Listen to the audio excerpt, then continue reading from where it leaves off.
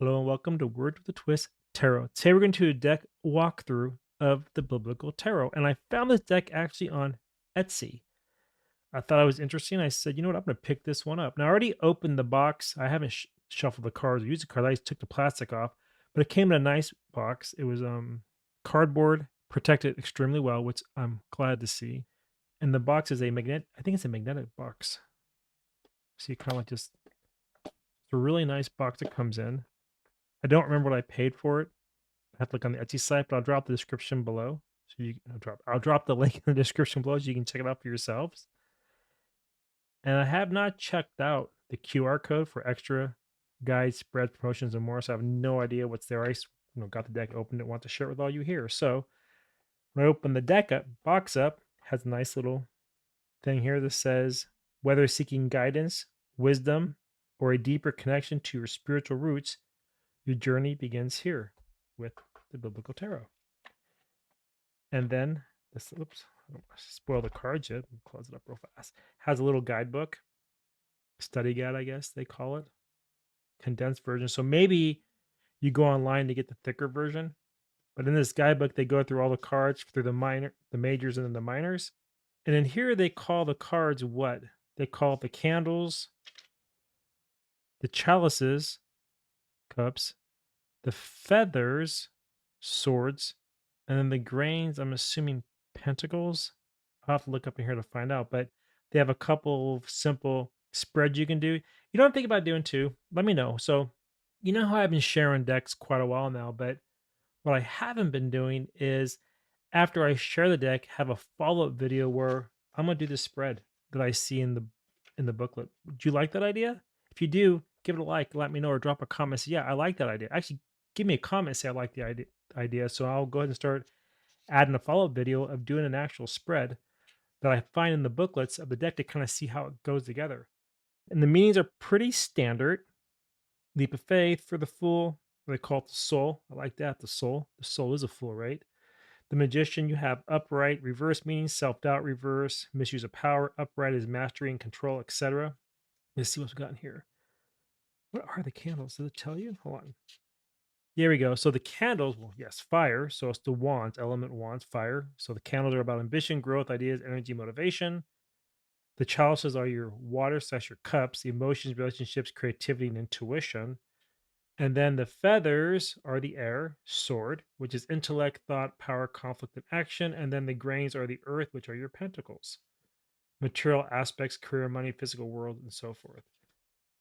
And then they also go through all the minor card with upright meaning and a reverse. But again, it's just more like bullet points. So again, use your intuition when you read this deck. See, all right, that's that's the little booklet it comes with. All right. So now we're actually going to go into the cards. Oh, I saw something on the bottom of this deck. What does it say? Well, that's cool. Gives you a little verse into that kind of thing. So I'm going to go ahead and read it, where it says, God is love. Whoever lives in love lives in God and God in them. 1 John 4:16. All right. So let's go and get started. This is the back of the cards here. They're glossy, as you can see, but they're kind of cool. I like the symbolism of the, I'm assuming they're doves. The quality of cards, yeah, they're kind of like PVC is, so they're going to last a long time. That's what, all right. So let's go ahead and turn them over and walk through this deck. I'm debating if I should lay them out side by side or just, I think I'm just going to run through them. All right. So the first card here is the soul, which is the fool. I'm going to drop the camera to touch to come a little tighter. So give me 1 second, please. All right. So we're back. The soul, it says the creation of a living being. Full soul. Okay, that's cool. One, the magician, which is Moses, parting of the Red Sea. I don't want to get into this yet, but the parting of the Red Sea is not really a literal thing. It's more of a spiritual thing. And what I like about this is they put that with the major arcana because the major arcana is really the soul, where the minor is around your day to day task in life. I find it interesting that they assigned Moses to the magician. The high priestess, Mary Magdalene. That's interesting. The empress, Mother Mary of Jesus. And you notice they have four angels in the background, or four cherubims, or whatever, almost like the four signs of the zodiac that appear also in the world card. But this time they're angels with the Sacred Heart and the roses. That's a really nice rendition of the Empress. Four is the Emperor, King Solomon, with his wisdom. An emperor has wisdom. An emperor rules. It has an owl. Owl's wisdom. After that, we have the high priest, Aaron, the brother of Moses. Okay, I feel on that. That's the five, contention, because what happened in that story? The lovers, Adam and Eve. The snake, can you see that right there? Go a little closer. It's green, so it kind of camouflages. If you look real close, you can see the snake right here. See him? Love the artwork. Next will be the chariot. The Pharaoh's pursuit that was pursuing Moses, one, the magician, to the Red Sea. It's funny how it ties together. So the Pharaoh is coming fast and hard to the magician, the one, which is the eight manifestation. Interesting. And then there's the eight, strength. Daniel in the lion's den had the willpower to trust and not give doubt and knew all would be okay as long as he trusted. That's the eight. Manifested it. Nine, the hermit John the Baptist with the lamb. That's interesting. 10, the wheel within a wheel, the wheel of fortune. That's an interesting card. Death sits before the wheel within the wheel. The wheel is life, a cycle. Baby, boy, man, old man, like a hermit almost. Snow, purity, new birth, new growth, newness. The boy, spring, autumn of some type, and then the man, summer. You kind of go on the four seasons. That's exactly what you're doing. You are going through the four seasons, the forest cycle. What a really nice rendition. 11, justice, commandments, the 10.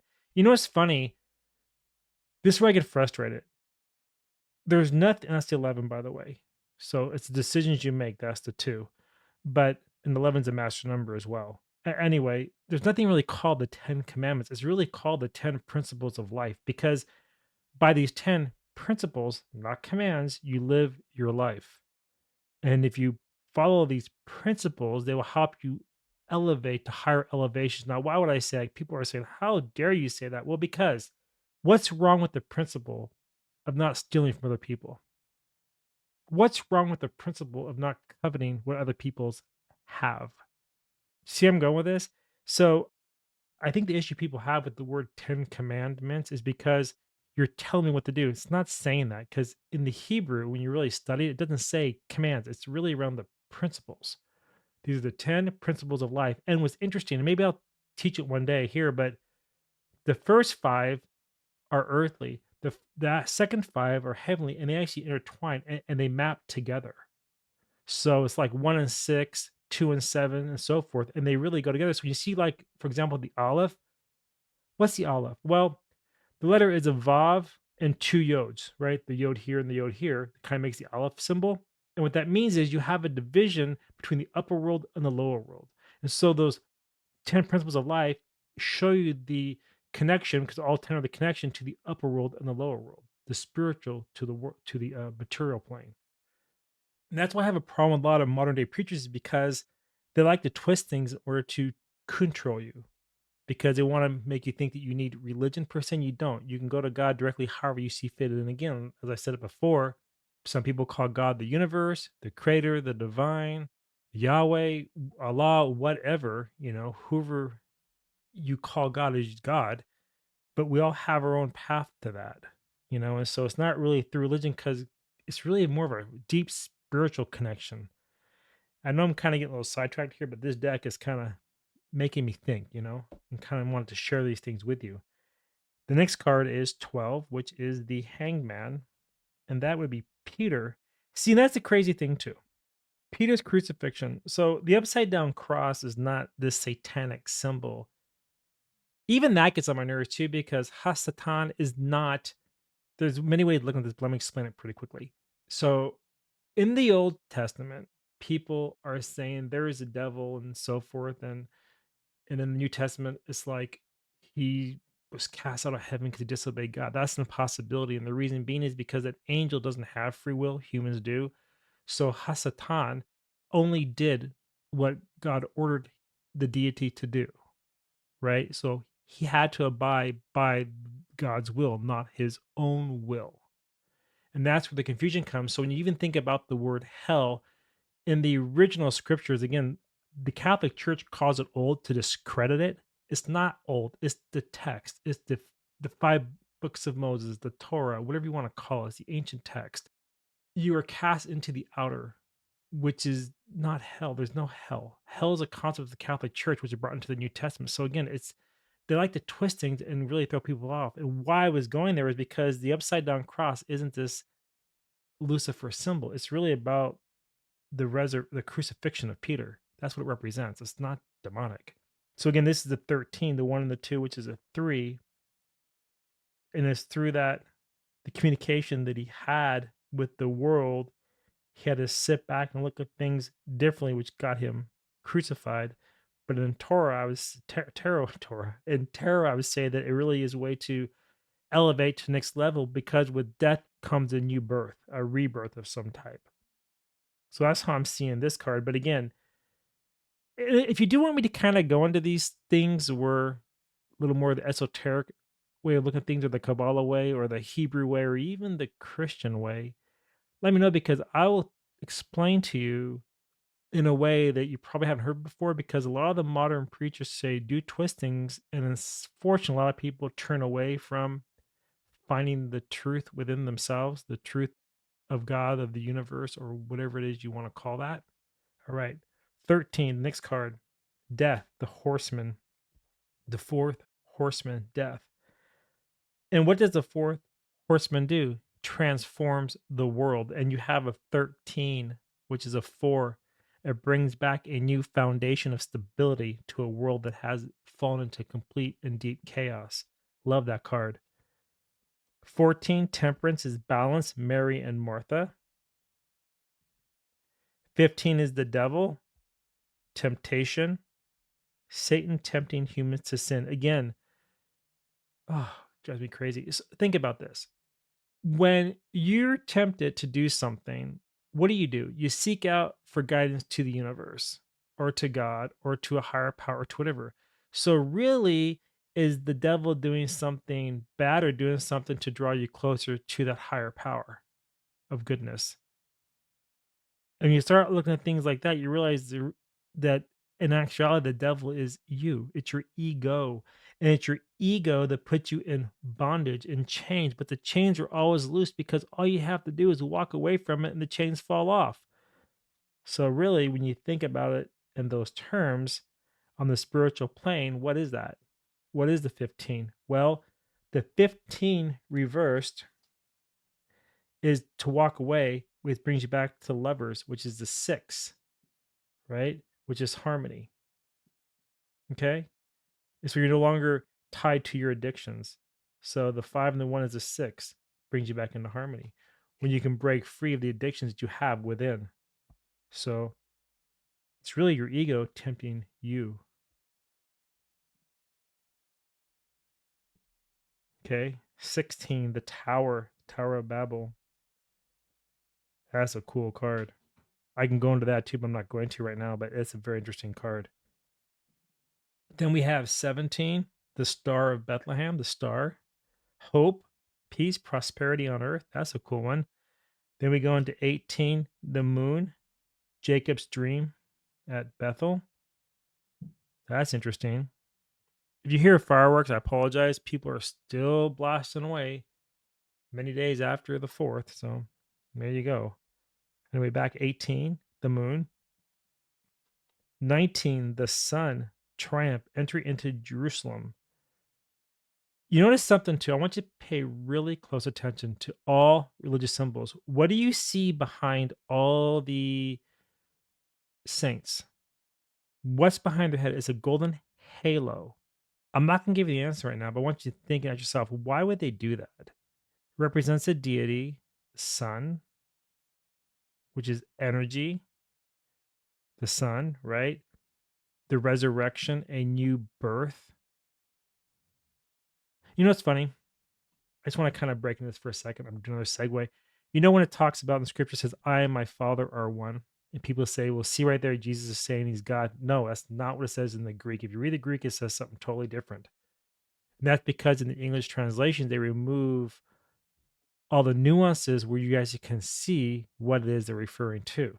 So, with that being said, when it says I and my father are one, it's really talking about I and my father or I and this person have the same mindset. And because of the same mindset, we are one. So, for example, right now in this walkthrough, you and I love tarot.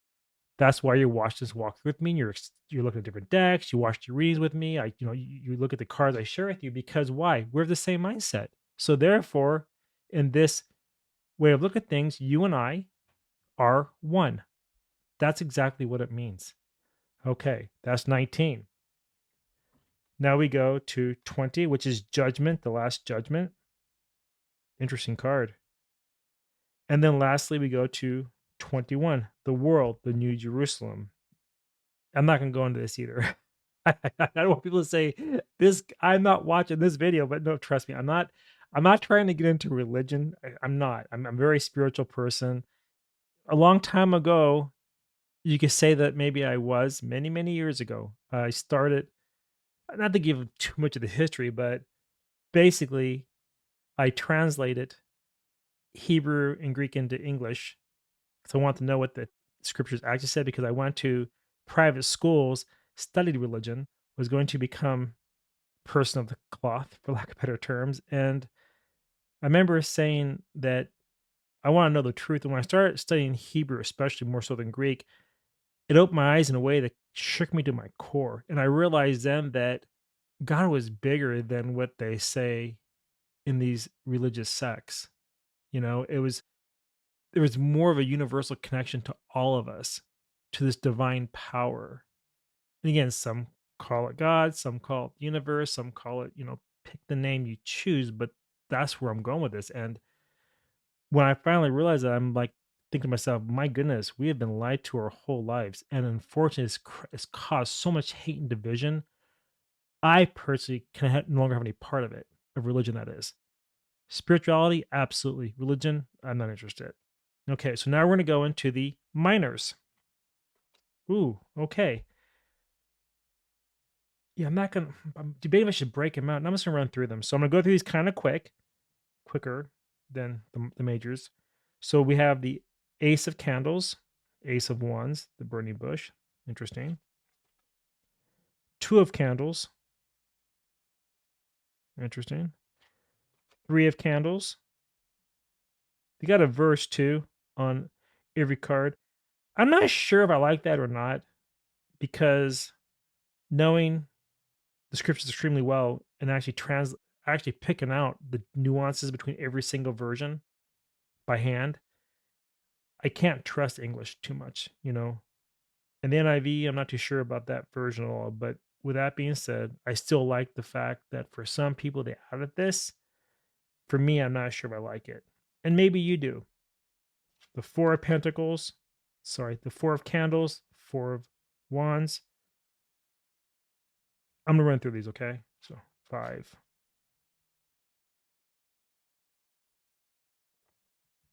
6,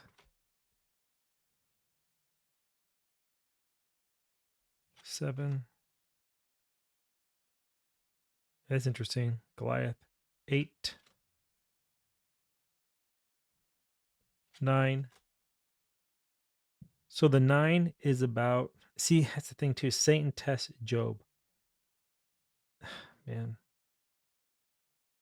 Anyway, of course he was tired and exhausted because it was his own mind against himself. See, the thing too about a lot of these scriptures is not to be taken literal. It's more metaphorical, metaphors, similes, and so forth. But again, this the Western preacher that makes people believe these are actual factual truth, and it's not. Does some of the events occur? Maybe, maybe not. Like, for example, I'm just gonna go there. Like in Genesis 1:1, people says in the beginning. No, it doesn't say Habereshit, it says Bereshit, right? So there's no definite article in the first position, which means that it's talking about a beginning, not the beginning. I'm not gonna go into it right now. Again, if you want me to jump into this, I will in the video. So you gotta let me know. All right. So then now we go to the 10. After the 10, we have the page. Okay. Feminine. I like that. Beautiful. Why does it have an 11 up there? That's interesting. They actually number the cards. Usually you don't number court cards, but they have here 12, Knight, the Queen of Candles, 13. That's interesting. And then the King of Candles is David, King David. Thinking, thought, creativity comes from thought. Creativity drives thought, communication, King of Candles. Now we're at the Ace of Chalices or the Cups. Move these out of the way. All right. Okay, so it's the Ace, 2, a brotherly love, a bond of brothers. That's a really good 2 of Cups. 3, the wedding, celebration. All right, I can see that. 4, Jonah's anger, moping. Yep. 5, prodigal son. Mm-hmm. Did to yourself, my friend. 6, Jesus and the children. That's an interesting card. 7, the temptation of Christ. 8, the ascension of Jesus. The 9, the feast of Purim. 10, Elizabeth and Zachariah's joy. Yeah, that's totally a 10. 10 of cups. I can see that. Beautiful. The 11, masculine. That's interesting. Okay. They kind of flipped. All right. Anyway, the page of child is Samuel, the boy prophet. Young. Okay. Influential. Not influential. They have much influence over him because he's so young. The knight, young David. Hannah, the mother of faith, the queen. I like how they're tying that because really, what's faith? Intuition, trusting your gut, emotional. This is a really interesting cups. And then the king, Nehemiah rebuilding Jerusalem. All right, now we're on the feathers, which is the swords. See Saul's conversion, reawakened to something new. What does the card say? It says, he fell to the ground and heard a voice say to him, Saul, Saul, why do you persecute me? His mind opened to new possibilities, a new birth, a reborn. Interesting. Okay. 2, feathers. God tests Abraham's faith. I'm not going to go into this here, but again, to even that story there, it's not what you think. But he had a decision to make. Very mental, very intellectual, very heavy on the mind. He had to weigh the options. But again, I'm going to say it again, it doesn't mean what you think or what they have taught you over the years. 3, rebellion against David, sadness of heart because the mind has been shaken due to what has unfolded. Okay. The 4, solitude, rest, silence. Okay. That was the Elijah's retreat into silence. The 5, ooh, battle. King Saul's tragic downfall. And that was downfall it was. The 6 is Ruth the Moabite. Okay.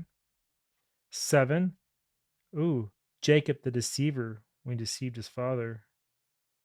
Remember, the father was blind and didn't know, and he lied to him. All right. 8, Jonah trapped inside the fish.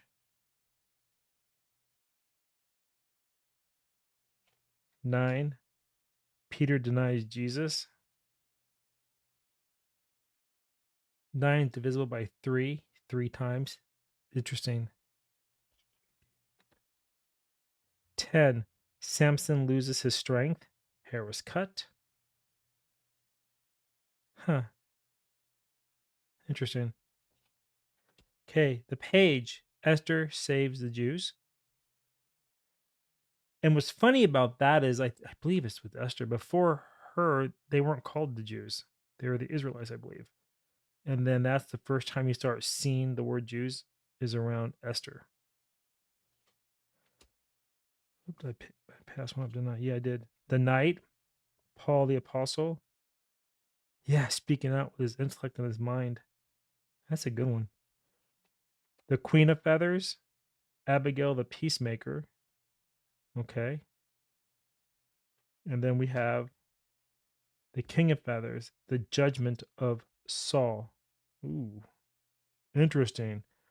Now we're going to go to the grains, which are the pentacles. So the things of the earth. All right. So we have the 1, entering the promised land, new opportunity for living, new opportunity for health, new potential to grow and reestablish, entering the promised land. The 2 of grains, Lydia, faithful businesswoman. Okay. The 3 of grains, building Solomon's temple. You notice how all these minor cards are really around task or things of the earth? Even the swords, right? Even though it's mental, you make decisions that you do. Wands, you have the passion that you do. And the wands can what?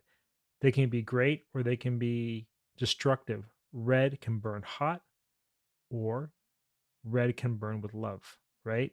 So think about that. Whereas the majors are soul cards, cards of the soul.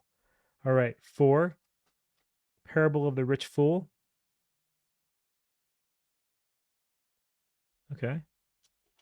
Interesting on the fool part. 5, the bleeding woman. 6, widow's generosity. She was going to give or gave even though she didn't have. Huh. 7, parable of the sower. See the word parable? That's kind of what I'm talking about. 8 is the craftsman, perfecting the craft. 9, Queen of Sheba visits Solomon. Then we have 10, God's promise to Abraham. That's interesting. And then the page, feminine again, teaching the teachers. I think they only had one masculine card for the page. Yep, and that's what a page does. Well, doesn't teach teachers, but it's that young mind, new way of thinking about things, exploration. The knight, Jacob works for Laban. All right. Then you have the Queen of Grains, Proverbs 31 woman. And then lastly, we have the King of Grains, Joseph in charge of Egypt. Okay, so how do these cards shuffle? Let's find out. It's a PVC kind of feel. I actually do like the PVC because, or the plasticky feel, because I know these cards are not going to get destroyed and be around for a long time. They actually shuffle nice. Now they may get scratched because of the. You can kind of see it. Can you see that? Right? See that? Okay.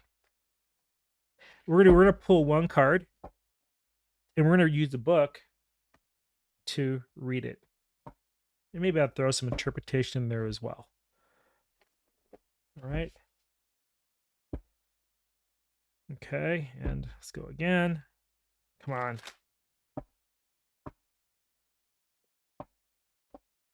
All right. Nice. Whoops.